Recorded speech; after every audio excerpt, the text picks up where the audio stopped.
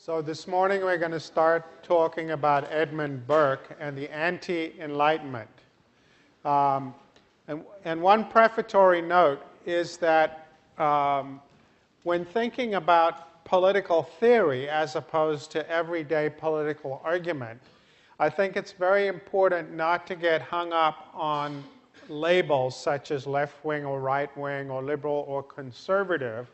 And I think the occasion of beginning to speak about Burke is a good moment to make this point.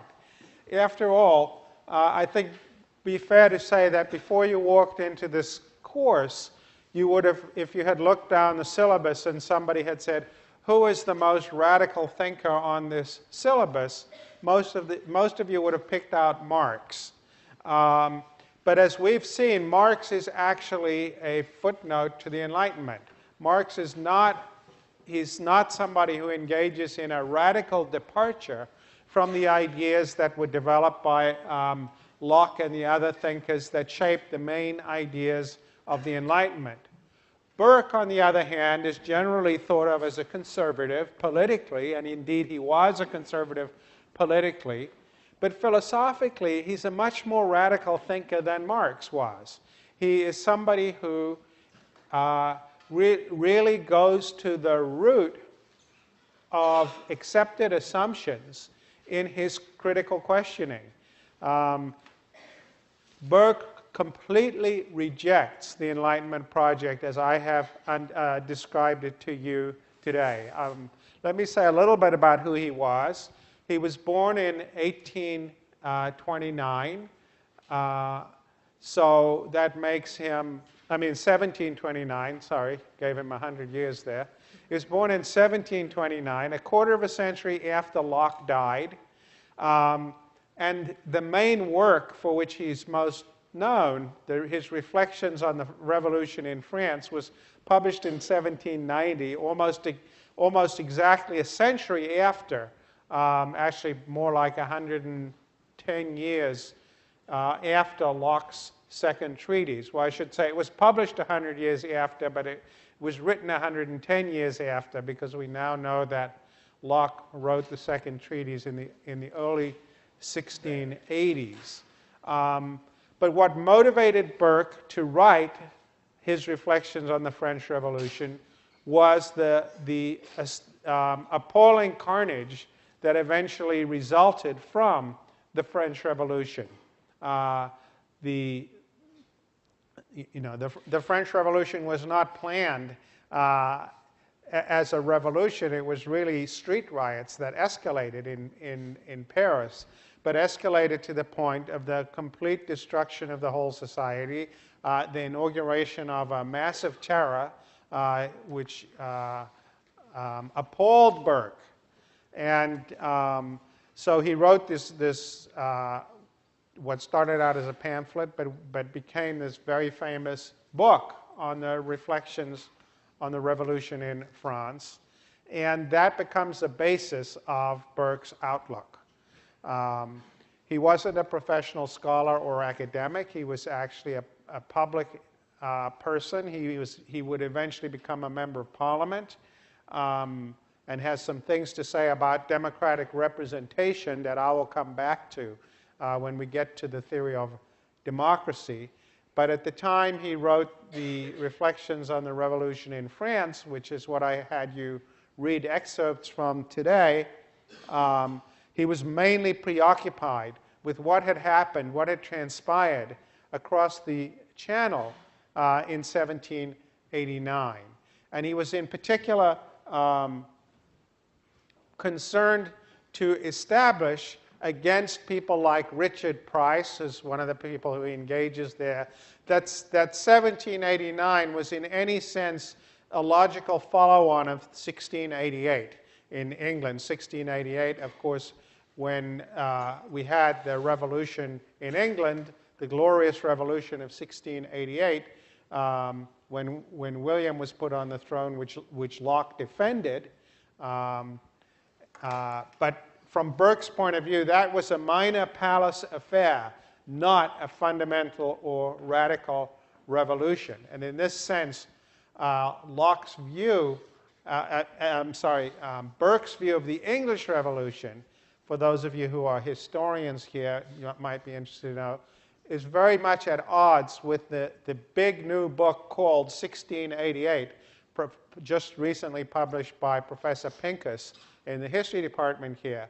A very interesting book, which argues that 1688 was a much more radical break with the past than people thought at the time, and certainly than Burke thought, because Burke thought that 1688 was not a radical break with the past, whereas 1789 in France was a radical break with the past.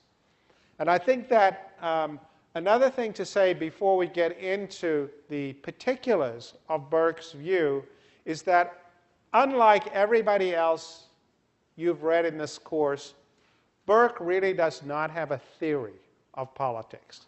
He does not have a set of premises that you can lay out, conclusions to which he wants to get, and then chains of reasoning that get him from A to B, from the premises to the conclusion. There is no theory of politics in Burke. There's no, we think of with Kant, we talk about universalizability. Locke, we talk about this commitment to principles of scientific certainty. Burke has, rather than a theory, he has an attitude or a disposition, an outlook. And that outlook is informed first and foremost by extreme distrust, not only of science, but of anybody who claims to have scientific knowledge. He thinks that human society is way too complicated for us ever to get completely to the bottom of. That we're kind of carried along on a wave of very complicated history that we understand only dimly, if at all, and that's not going to change. The human condition is a condition, first and foremost, of fumbling in the dark. He says, just to give you a flavor of this, the science of constituting a commonwealth, or renovating it, or reforming it, is, like every other experimental science, not to be taught a priori. So here you can see a complete resistance to the logical reasoning that drove Hobbes and Locke and thinking about the structure of mathematics and a system of axioms of the sort Bentham tried to come up with. No, says Burke. Nor is it a short experience that can instruct us in that practical science, because the real effects of moral causes are not always immediate, but that which in the first instance is prejudicial may be excellent in its remoter operation. So when we think we see something bad, it might be having a good effect. And its excellence may arise even from the ill effects it produces at the beginning. The reverse also happens.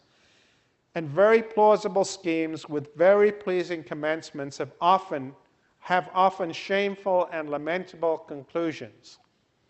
In states that there are often some obscure and almost latent causes, things which appear at first view of little moment, on which a very great part of its prosperity or adversity may essentially depend. So the world is fundamentally mysterious and murky, and things that look good might have bad consequences. Things that look bad might have good consequences. The effects of our actions are going to be realized in the distant future in ways that we can't possibly imagine. And so, that being the case, the most important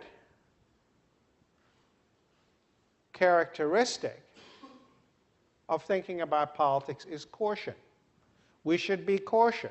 The science of government being there so practical in itself, and intended for such practical purposes a matter which requires experience, and even more experience than any person can gain in his whole life, however sagacious and observing he may be, it is with infinite caution that any man ought to venture upon pulling down an edifice which has answered in any tolerable degree for ages the common purposes of society, or on building it up again without having models and patterns of approved utility before his eyes. So what they did in the French Revolution was the antithesis of what Burke recommends, because they swept everything away and decided to build again tabula rasa. Burke is deeply suspicious of all attempts to do that, and he thinks they'll end in disaster, because the people who undertake them will not know what they're doing, and even more dangerous, they're not smart enough to know how dumb they are. They're not smart enough to realize that they really do not know what they're doing. They're not smart enough to understand that they will unleash forces which they will not be able to control. So Burke is, in that sense, a conservative who thinks about social change in a very cautious and incremental way. He's not a reactionary in the sense of being someone who's opposed to all change. He's a conservative, right? I think one of the nice definitions of conservatism in Burke's sense was actually put forward by Sir Robert Peel in the 19th century, when he said, he defined conservatism as changing what you have to in order to conserve what you can. Changing what you have to in order to conserve what you can, as distinct from a reactionary view, which would be just flat resistance to all change. Of course, this idea of conservatism as valuing tradition is very different from the libertarian conservatism of Robert Nozick that we looked at earlier in the course.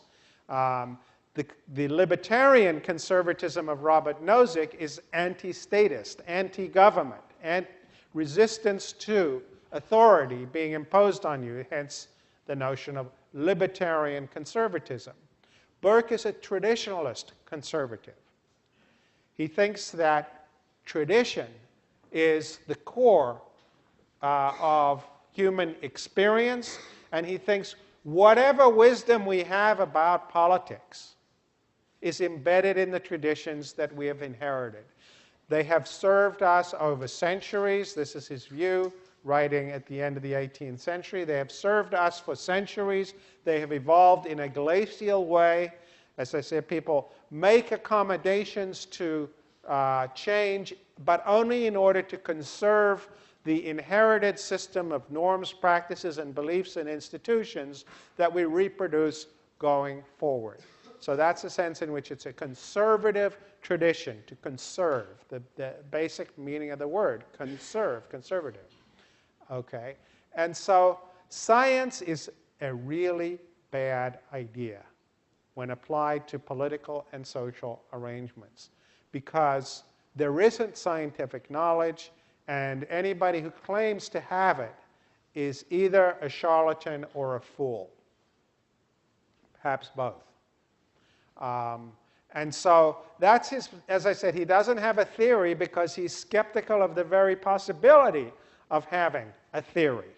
He thinks we should, as Clint Eastwood says, I've forgotten in which movie it is, I think A Fistful of Dollars maybe, a man's got to know his limitations, right? Are you feeling lucky? A man's got to know his limitations. Burke thinks that in spades. He thinks we have to understand that our grasp of the human condition is very limited, and it's going to stay that way. So on the first of our two prongs of the Enlightenment endeavor, he's completely out of sympathy. Now, what about the second? What about the commitment to this idea of the importance of individual rights?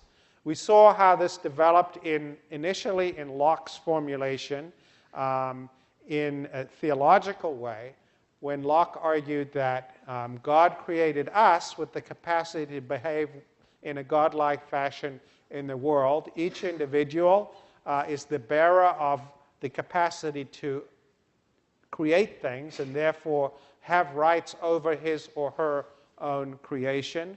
In Locke's view, we're all equal. We're equal in God's sight. He creates us all equally. And we're all also equal in the sense, very important for Locke, that no earthly power has the authority to tell us what the Scripture says. Each person must do it for themselves. And when they disagree, they have to either find a mechanism to manage their disagreement, or if they can't, look for their reward in the next life. But basically, each individual is sovereign over themselves. And that's where modern doctrines of individual rights come from. We saw how that played out with the workmanship ideal, the Mills-Harm principle, all the way down through Nozick and Rawls. Burke has a very, very different view of the idea of rights. First of all, they are inherited. They're not the products of reason or any contrived theoretical formulations. They're inherited. You will observe that from revolution society to the Magna Carta, it has been the uniform policy of our Constitution to claim and assert our liberties as an entailed inheritance, derived to us from our forefathers and to be transmitted to posterity as an estate specially belonging to the people of this kingdom, without any reference whatever to any other more general or prior right. By this means, our Constitution preserves a unity in so great a diversity of its parts. We have an inheritable crown, an inheritable peerage, and a House of Commons and a people inheriting privileges, franchise, and liberties from a long line of ancestors. So what we think of when we talk about rights for Burke, first of all, they're not human rights or natural rights. For him, they are the rights of Englishmen. They're the rights of Englishmen. They are particular rights. They're the result of a particular tradition. The idea that there could be universal rights doesn't make any sense. It's not an intelligible question as far as Burke is concerned to ask, say, what Rawls would say. What rights would we create for all people in some abstract setting? Doesn't make any sense to him. So it's the rights of Englishmen. And indeed, when Burke was sympathetic to the American Revolution, not the French Revolution, it was because he thought that the rights of the American colonists as Englishmen were being violated by the English crown. And he was also sympathetic to claims for home rule for Ireland, again on the same sort of basis. But it's this entailed inheritance, what we have been born into as a system of rights and obligations that we reproduce into the future. And those rights, above all, are limited. Again, just as our knowledge of the world is limited, so our rights, in a normative sense, are limited. Governments is a contrivance of human wisdom to provide for human wants. Men have a right that these wants should be provided for by this wisdom. Among these wants is to be reckoned the want out of civil society of a sufficient restraint upon their passions. We have a right to be restrained. Right? A very different notion than a right to create things over which we have authority, a right to be restrained. Society requires not only that the passions of individuals should be subjected, but that even in the mass and body, as well as the individuals, the inclinations of men should frequently be thwarted, their will controlled, and their passions brought into subjection. This can only be done by a power out of themselves and not, in the exercise of its function, subject to that will and to those passions which it is its office to bridle and subdue. It is this sense of the restraints on men as well as their liberties. In this sense, the restraints on men as well as their liberties are to be reckoned among their rights. The restraints on men as well as their liberties are to be reckoned among their rights. But as the liberties and the restrictions vary with time and circumstance and admit to infinite modifications, they cannot be settled upon any abstract rule. Take that, John Rawls. And nothing is so foolish as to discuss them upon that principle. Okay, so we have a right to be restrained. We have a right, most importantly, that others are going to be restrained. That our passion should be controlled is something that he insists is an important part of what we should think of under the general heading of what it is that people have rights to. One of the first motives to civil society, and which becomes one of its fundamental rules, is that no man should be the judge in his own cause. By this, each person has at once divested himself of the first fundamental right of uncovenanted man, that is, to judge for himself and to assert his own cause. That's not that different from Locke. That first part, after all, Locke talks about the state of nature as being exactly a state in which we get to judge in our own cause. But for Locke, we give it up in a conditional way, right? We never lose the right to revolution if society doesn't protect us, and that's what he thought was triggered in 1688. Burke says no. He abdicates all right to be his own governor. He inclusively, in a great measure, abandons the right of self-defense, the first law of nature. Men cannot enjoy the rights of an uncivil and a civil state together. That he may obtain justice, he gives up his right of determining what it is in points the most essential to him. That he may secure some liberty, he makes a surrender in trust of the whole of it.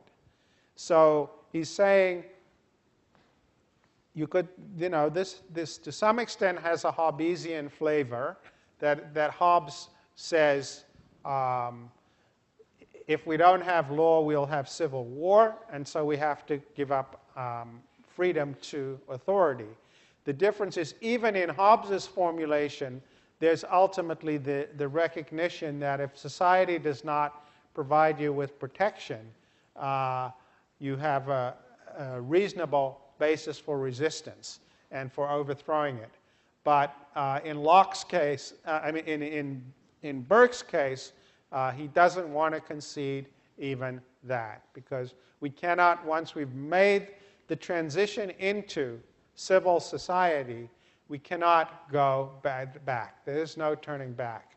We are part and parcel of this system of entailed inheritances, and that is the human condition all the way to the bottom. He doesn't reject completely the metaphor of the social contract, but he makes it indissoluble. He says, society is indeed a contract. Subordinate contracts for objects of mere occasional interest may be dissolved at pleasure. If I make an agreement with you to do something, we can agree to dissolve our agreement. But the state ought not to be considered as nothing better than a partnership agreement in a trade of pepper and coffee, calico or tobacco, or some other such law concern. to be taken up for a little temporary interest and to be dissolved by the fancy of the parties. It is to be looked on with other reverence. The it here is the state, is to be looked on with other reverence, because it is not a partnership in things subservient only to the gross animal existence of a temporary and perishable nature. It is a partnership in all science, a partnership in all art, a partnership in every virtue and in all perfection.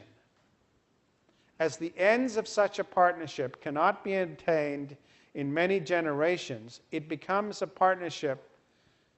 Now, this is the most famous sentence Burke ever wrote. It becomes a partnership not only between those who are living, but between those who are living, those who are dead, and those who are yet to be born. Very different idea of the social contract, right? Partnership between those who are living, those who are dead, and those who are yet to be born. Each contract of each particular state is but a clause in the general primeval contract of eternal society. So the law is not subject to the will of those. This is a flat rejection of workmanship, right? The law is not subject to the will of those who by an obligation above them and infinitely superior are bound to submit their will to that law. The municipal corporations of that universal kingdom are not morally at liberty at their pleasure and on the speculations of a contingent improvement wholly to separate and set asunder the bonds of their subordinate community and to dissolve it into an unsocial, uncivil, unconnected chaos of elementary principles. So, one way of just driving home the radical break here between his thought and the social contract theorists is that to mention that one of the standard criticisms that often gets made of social contract theory is, well, even if there was a social contract, you know, some people think of the adoption of the American Constitution as a kind of social contract. After all, it was ratified by the states. Actually, the Articles of Confederation had said it had to be unanimously ratified, and they couldn't get that, so they changed it to 3/4 of the Confederacy states. Still, there was an agreement of some sort, and it was ratified and so on. But people have often said, well, so what? So those people in the 18th century made an agreement. I didn't. What has it got to do with me? Why should it be binding on subsequent generations? And that's often been a critique of the idea of the social contract. Burke turns that reasoning on its head, right? He says, once we see that this social contract is multi-generational between the dead, the living, and those who are yet to be born, who are you, any given individual, who are you to think that you can upend it? What gives you the right to pull the rug out from under this centuries-old evolving social contract? What gives you the right to take it away from those who haven't even been born, who are part of this eternally, he even uses the word eternal, this eternally reproducing social contract. So it's a sort of mirror image of the critique which says, well, we never made it, so why should we be bound by it? He says, it pre-existed you, and you're going to predecease it, and you don't have the right, you don't have the authority to undermine it, because any rights you think you have are the product of this evolving contract. They're contained within it. So society is not subordinate to the individual, which is the most rock-bottom commitment of the workmanship idea. On the contrary, the individual is subordinate to society, right? Obligations come before rights. We only get rights as a consequence of the social arrangements that give us our duties as well. So, whereas the Enlightenment tradition makes the individual agent the sort of moral center of the universe, this godlike individual creating things over which she or he has absolute sovereign control, is replaced by the exact mirror image of the idea of an individual as subordinate to inherited communities, traditions, social arrangements, political institutions, to which he or she is ultimately beholden.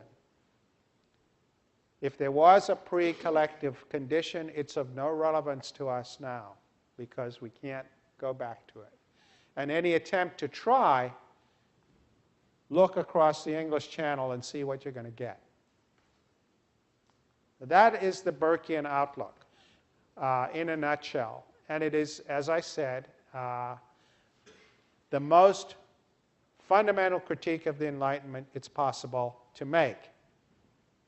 And this, even though the Enlightenment tradition, as we have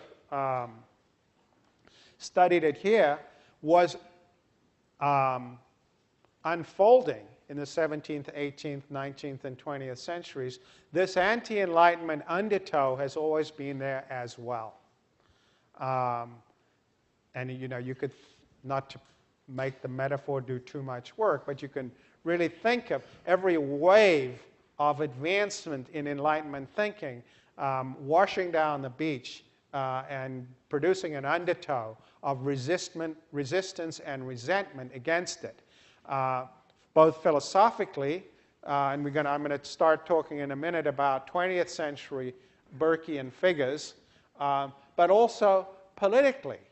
One story about the rise of fundamentalism and jihadism and ethnic separatism is this is all part of the political undertow against the current form that the Enlightenment political project is taking, which is globalization, homogenization, the sort of McDonald's effect on the world, produces this backlash against globalization where people affirm primordial-looking attachments, even though they probably never know such thing as a genuinely primordial one. Separatist, partial affiliations and allegiances, connections to doctrines which deny the scientific and rational project of the Enlightenment. And so just as globalization has been advancing, we've seen a resurgence of separatist, religious, fundamentalist, nationalist, and other kinds of identities. Quite the opposite, for example, of what Marx predicted. Marx predicted that things like nationalism, sectarian identifications, would go away. So he and Lenin too. They thought that as the principles of capitalism diffused themselves throughout the world, things like national attachments would go away. And indeed, on the eve of the First World War, there was the Second Communist International, where they basically came out and said to the workers of Europe, don't get involved in this national war. It's not in your interest. You have a common class interest across nations against the interests of employers across nations. And of course, this fell on completely deaf ears. In 1916, the Second International pretty much disintegrated.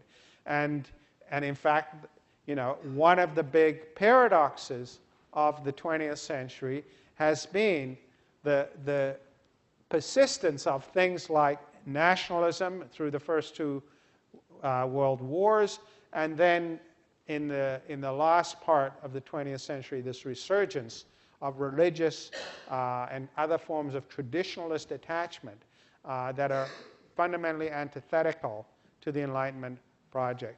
So the Enlightenment has always produced reaction, undertow, rejection, often from the people who don't benefit from it. And it's one of the ways in which I think the proponents of the Enlightenment have always been politically naive. They've always thought that as modernization and enlightenment diffuses itself throughout the world, these kinds of primitive thinking will go away. Well, turns out that they don't.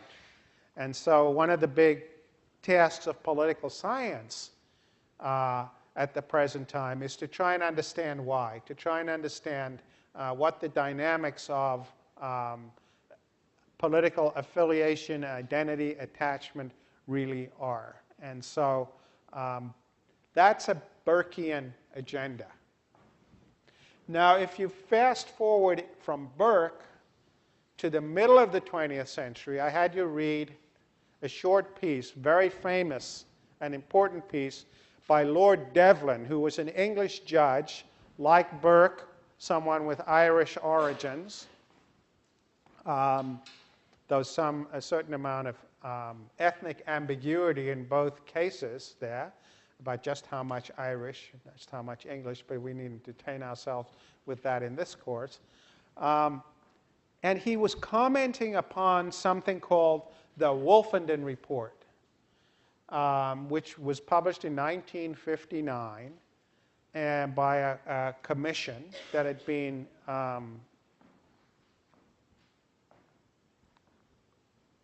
asked to tell the British Parliament what it should do about homosexuality and prostitution.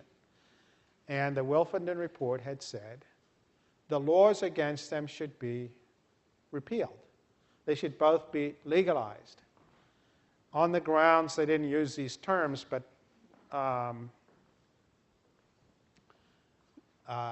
this is the basic thought or the term we would use today, on the grounds that both homosexuality and prostitution are victimless crimes.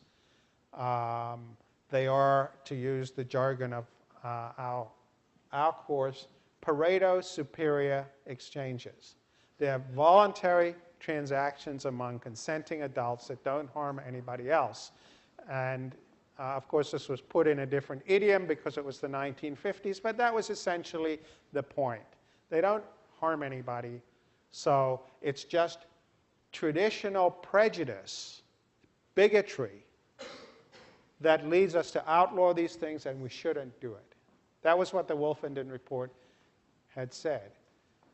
And Burkean to the core, Lord Devlin says, no.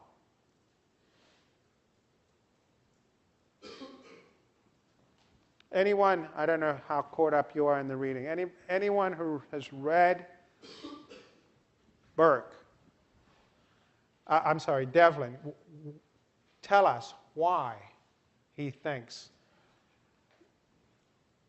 Yeah, we need to get you the mic. Why he thinks, why is it that Lord Devlin thinks, over at the back there, that the mere fact that there's no harm is not enough of a basis for legalizing homosexuality and prostitution? Yeah. He claims that it's not an attack against the individual, but a harm against society. Okay, so what does that mean, though? What you say it's a harm against society?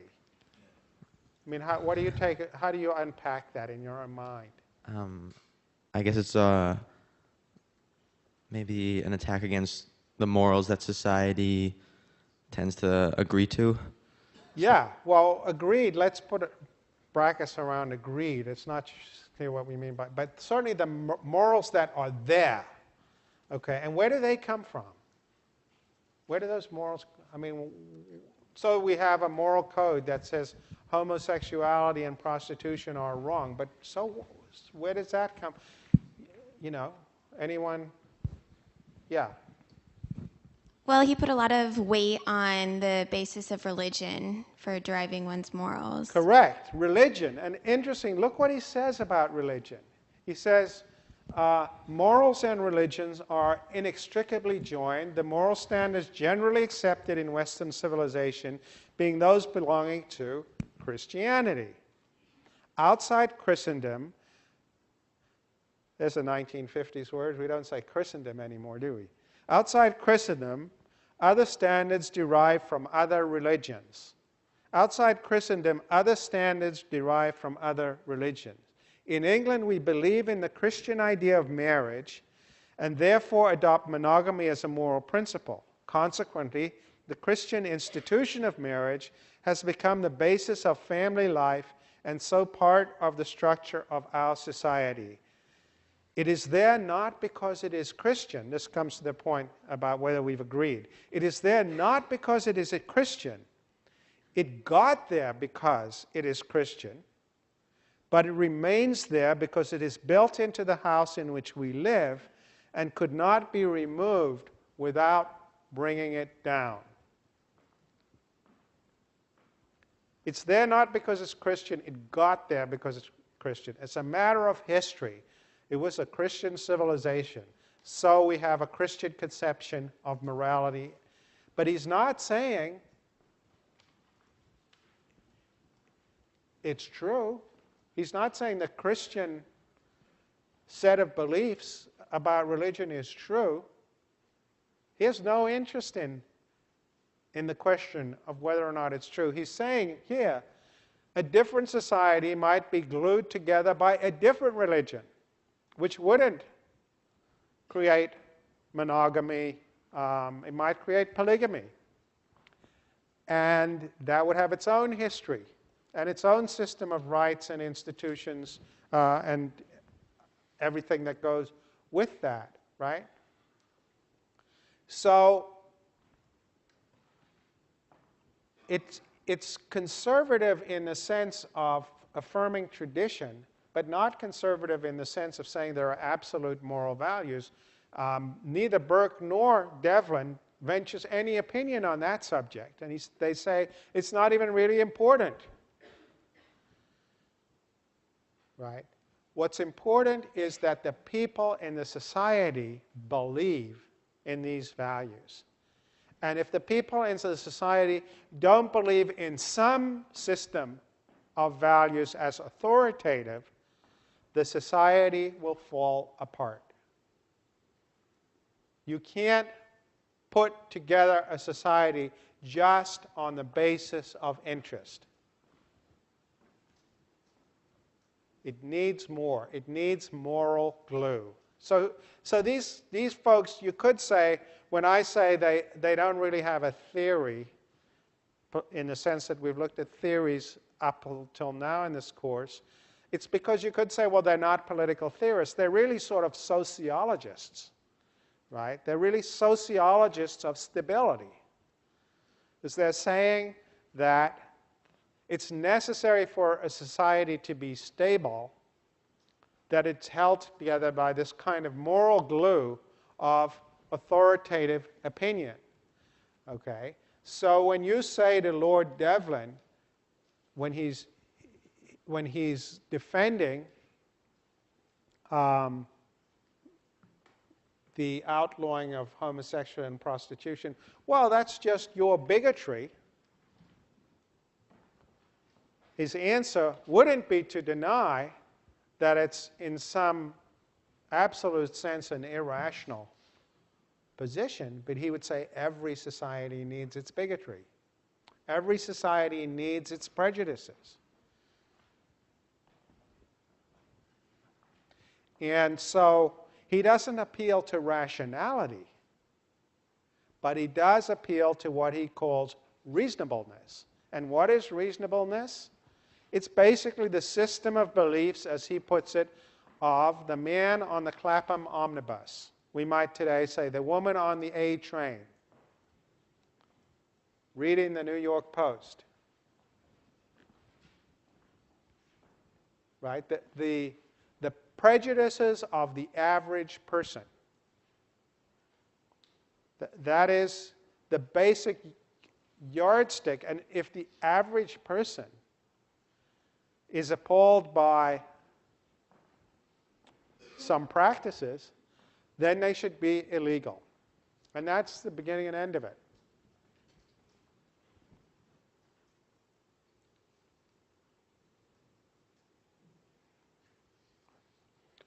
So what about that? you know, you could fast forward it since he talks about homosexuality and what we call gay rights today. If you look at the American trajectory, 1986, this came up before the Supreme Court in a case called Bowers versus Hardwick. And they essentially took the Burke-Devlin position, that is, states should be allowed to outlaw homosexuality because most people find it deplorable.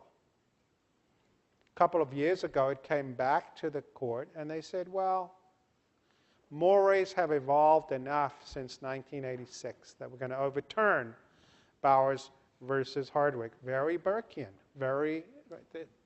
They're following the man on the Clapham omnibus. They're following the woman on the A train's prejudices, beliefs, and values.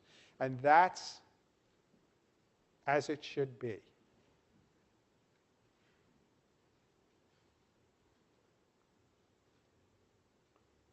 What about that? How many people find this appealing? Okay, only 2. How many people find it unappealing?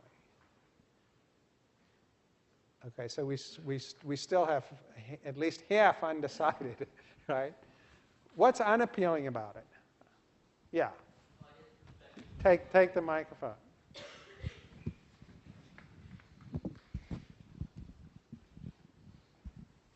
According to his perspective, we might still have a system of slavery in this country. According to this perspective, we would still have slavery in this country. Well, I think he wouldn't concede the point that quickly. He would say what I just said about Bowers versus Hardwick, that if the views of the man on the Clapham omnibus evolve enough, then we can recognize change. Now, you might want to not accept that because what if they haven't? You know, before, yeah, okay. Yeah, to refute that, I would just say that our morals and our ideas of what is right and wrong are shaped by the systems that we were born into, and consequently, I feel like Burke and Devlin's system ascribes like a great deal of value to like the moral conceptions at the beginning of society, and thus like almost leads us to like a system of stasis in terms of our morality. Like there seems to be too much stasis and no ability to reevaluate given how our moral systems are shaped. I think that's right, and we will pick up with this on Monday. But if you think that the basic society structure is okay, you're likely to find this doctrine appealing. But if you think the basic structure of the society is deeply unjust, then you're likely to be affronted by this outlook, right? Because one person's reasonable morality is another person's hegemony. And we'll start with that idea next time.